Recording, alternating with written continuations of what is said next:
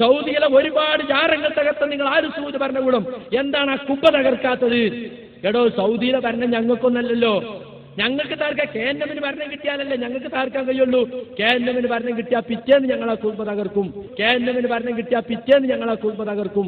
KNMന് ഭരണം കിട്ടിയാൽ പിറ്റേന്ന് ഞങ്ങൾ ആ കുബ്ബ തകർക്കും എന്ന് ഞാൻ പറഞ്ഞു. പക്ഷെ അത് തകർക്കാൻ നിന്ന സൗദി എംബസിയുടെ മുമ്പിൽ പോയിട്ട് കോൺസുലേറ്റ് മുമ്പിൽ പോയിട്ട് കുറെ ഖുറാബികൾ നെഞ്ഞത്തടിച്ച് ചാവും.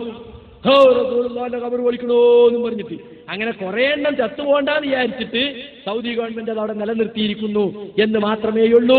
സൗദിയിലെ കോൺസുലേറ്റിന്റെ മുമ്പിൽ നിന്നിട്ട് ഒരുപാട് ഖുറാബികൾ നെഞ്ഞത്തടിച്ച് കരയും, ചത്തുപോകും. അത് മനസ്സിലാക്കിയിട്ടാണ് ഞങ്ങൾ ആ കുബ്ബയിൽ കൈവെക്കാത്തതെന്ന് ഉള്ളിന്റെ ഉള്ളിലുള്ള ചിന്ത പുറത്തു വന്നുപോയില്ലേ.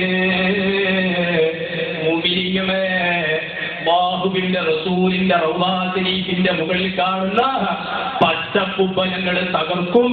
ഖുറാബികൾ അതാ നെഞ്ഞത്തടിച്ച് അവണ്ട എന്ന് കരുതിയിട്ടാണെന്ന് പ്രസംഗിച്ചിട്ടുണ്ടെങ്കിൽ, ഓ മുഅ്മിനീങ്ങളെ, പുന്നാര നബിയോടുള്ള മഹബ്ബത്ത് അല്ലാഹു നമ്മുടെ ഖൽബിൽ തരട്ടെ.